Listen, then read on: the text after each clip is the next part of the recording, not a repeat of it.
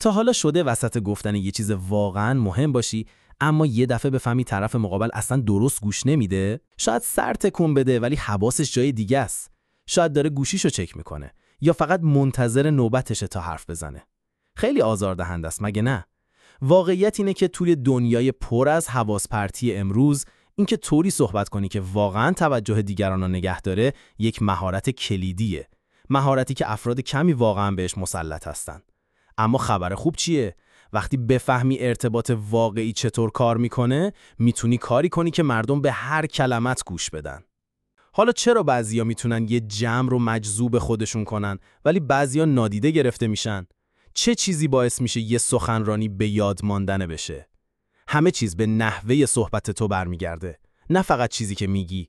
و امروز من میخوام ترفندهایی رو بهت بگم تا وقتی حرف میزنی واقعا شنیده شی.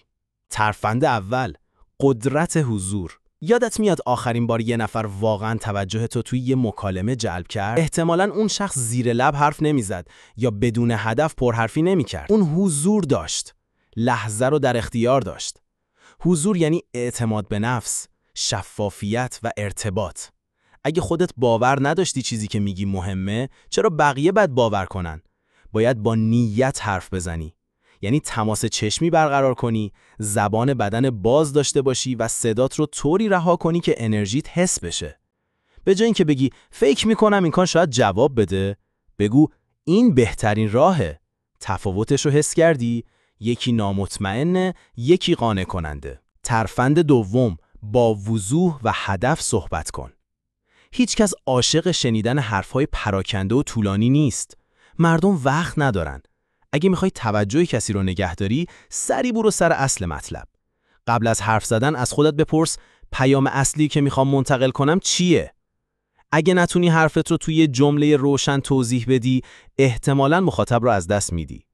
از جمله‌های کوتاه و تأثیرگذار استفاده کن. از واژه‌های پرکننده مثلا یا میدونی پرهیز کن. به جای اینکه حرفت رو با کلمات اضافی پر کنی، از مکس استفاده کن. سکوت بین جملات کشش ایجاد میکنه و باعث میشه مخاطب منتظر شنیدن ادامه حرفت بمونه. ترفند سوم، جادوی تنوع صوتی. میخوای مطمئن شی بهت گوش نمیده؟ با یه صدای یک نواخت و بی احساس حرف بزن.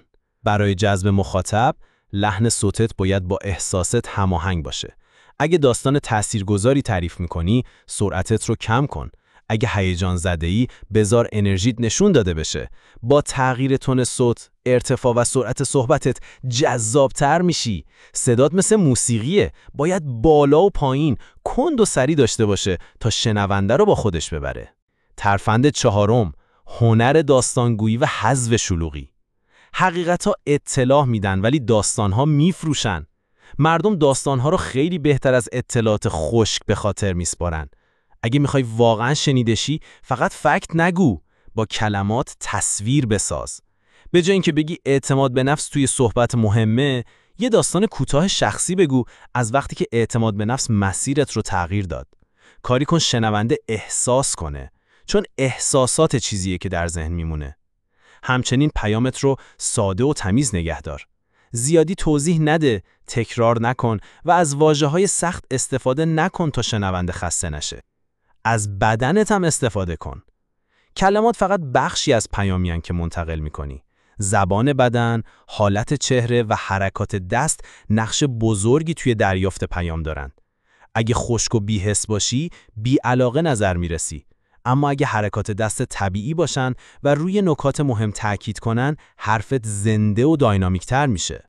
نتیجه گیری صحبت هم اینه که صحبت کردن فقط حرف زدن نیست، یه هنره. مهارتی که میتونه نگاه مردم به تو عوض کنه. اگه میخوای دیگران واقعاً بهت گوش بدن، همین الان تمرین این تکنیک ها رو شروع کن. با اعتماد به نفس صحبت کن. از صدات درست استفاده کن. داستان بگو و با مخاطبت ارتباط برقرار کن. اگه این کارا رو بکنی، فقط شنیده نمیشی، بلکه در ذهن میمونی. همین الان این ویدیو رو لایک کن و برای دوستانت بفرست تا اونا هم بتونن شنیده بشن. و برای ویدیوهای بیشتر، کانال پلکان رشد رو سابسکرایب کن. تا ویدیو بعدی، بدرود.